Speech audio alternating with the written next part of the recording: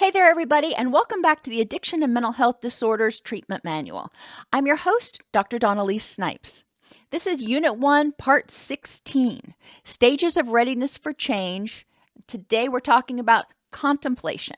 In the last video, we talked about pre-contemplation, when the person says either there's not a problem or I'm completely unwilling to change the problem.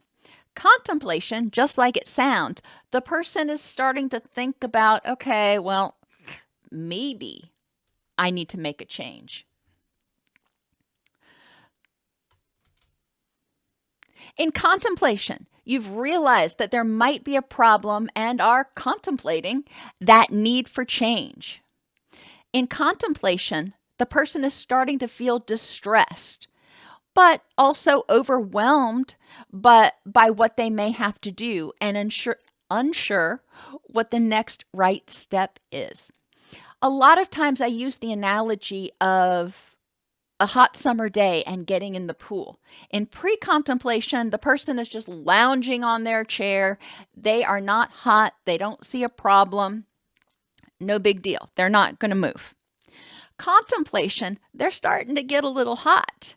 But they're overwhelmed because, when you get really hot and you go jump in a pool, it's like ice cold.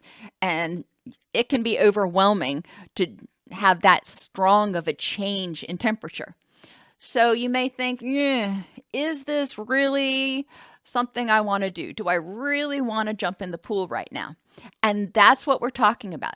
Is the person ready? What is it we need to do to help them increase their motivation to start addressing the problem? Spend about 30 minutes thinking about how you can increase your sense of commitment to both the change process and those things that are important in your rich and meaningful life.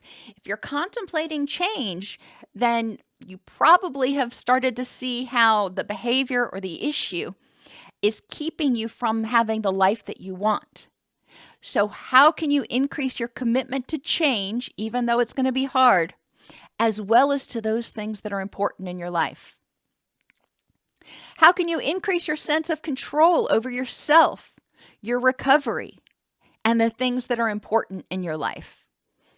As we mentioned in other videos, you're not going to have complete control over everything.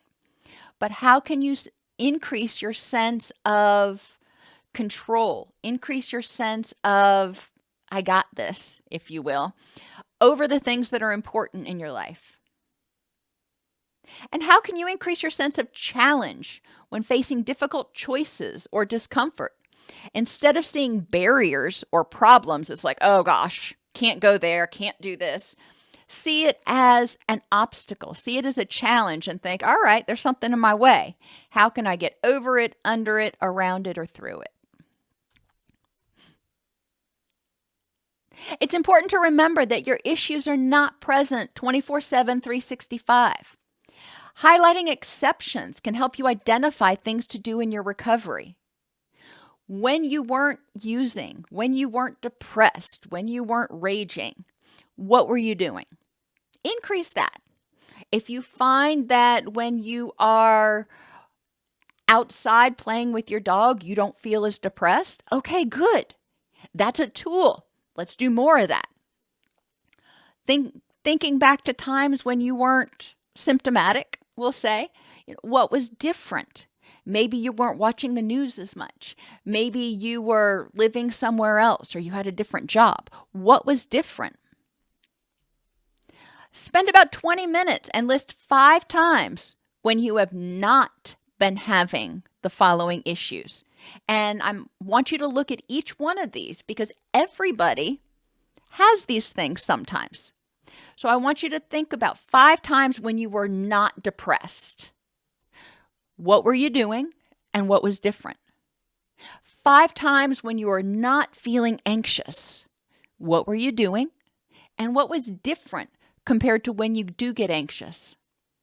Do the same thing for anger, addiction, and physical pain.